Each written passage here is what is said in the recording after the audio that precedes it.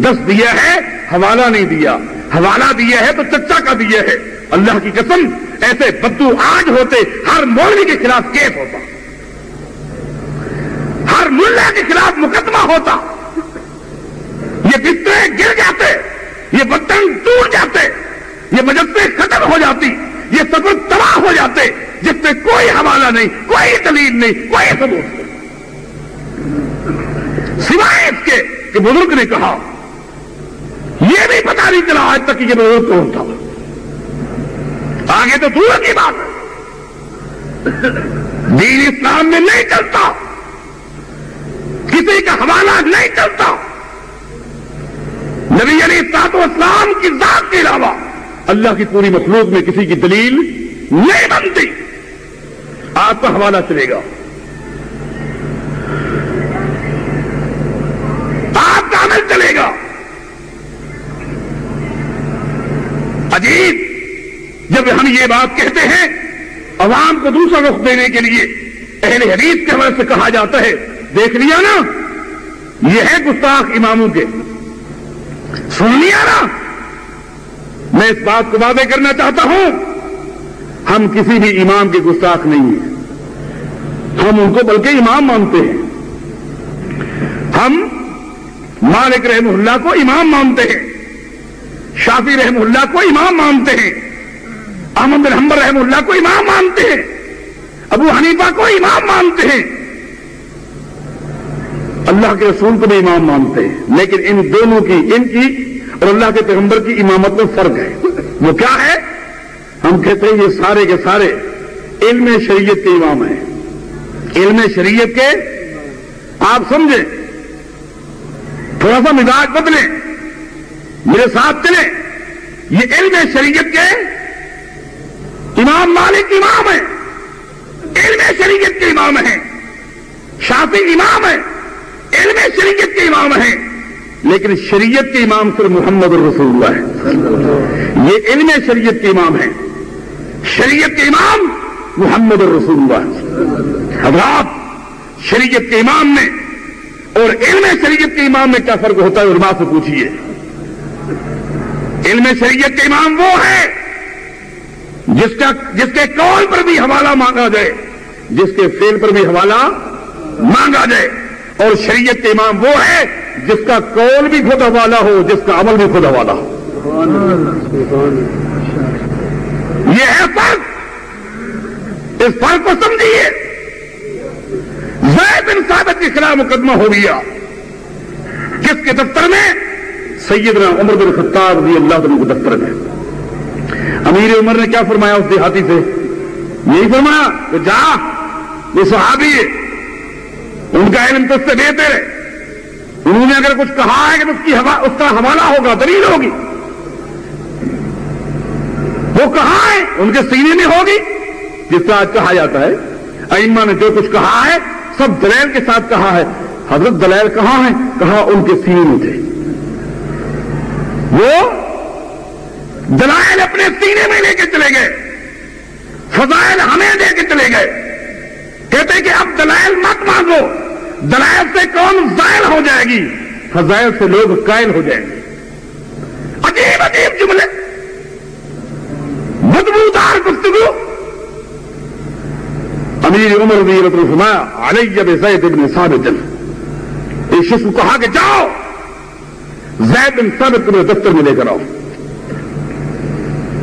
زید بن ثابت آ گئے رضی اللہ تعالیٰ عنہ۔ حضرات، یہ ہے دین، جس دین کو آج شطرنج کا کھیل بنا دیا گیا ہے۔ جس سے محبت کی، اس کے قول کو بھی دین بنا لیا، اس کے فعل کو بھی دین بنا لیا۔ یہ دین ہے، یہ لطیفہ ہے، یہ دین ہے، یہ کھلونا ہے۔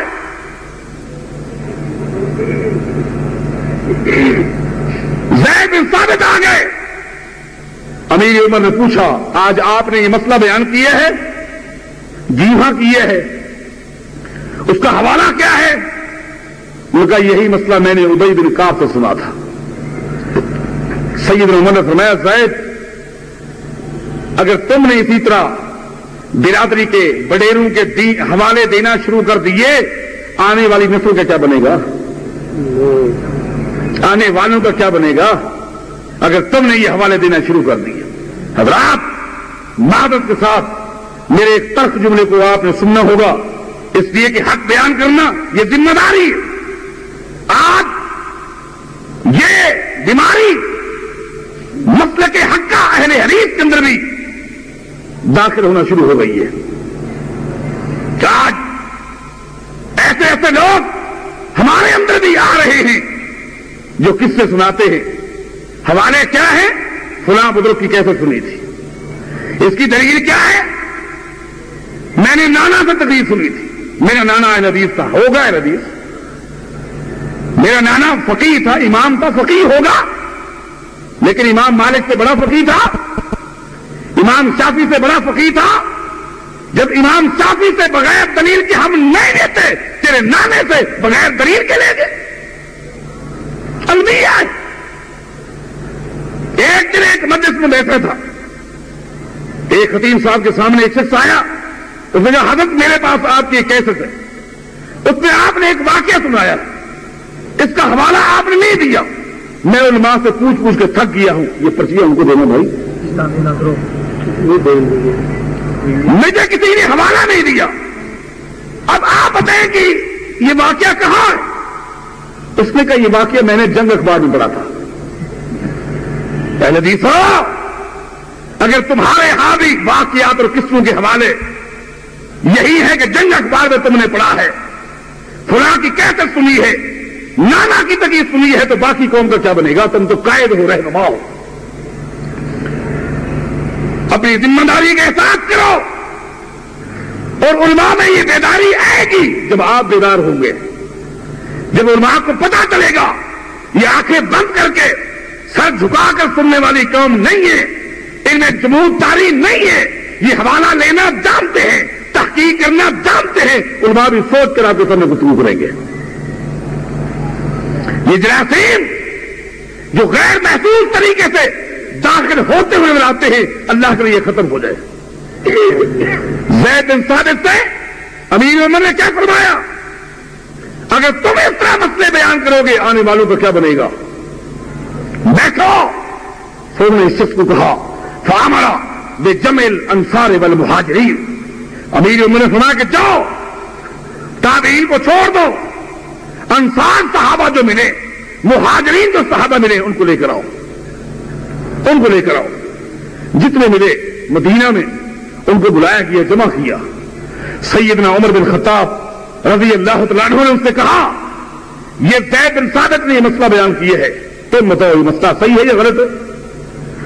انصار اور مہاجرین سب نے کہا کہ ہم نے پہلی مرتبہ سنا ہے، ہم نے پہلی مرتبہ سنا ہے کہ اگر میاں بیوی کا ملاپ ہو جائے سارا مسئلہ ہے، لیکن انزال نہیں ہے، مادے کا خارج ہونا نہیں ہے، تو غسل فرض ہو جائے گا. یہ ہم نے پہلی مرتبہ سنا ہے کہ ختان سے تک رہا جائے تب بھی غسل فرض ہے.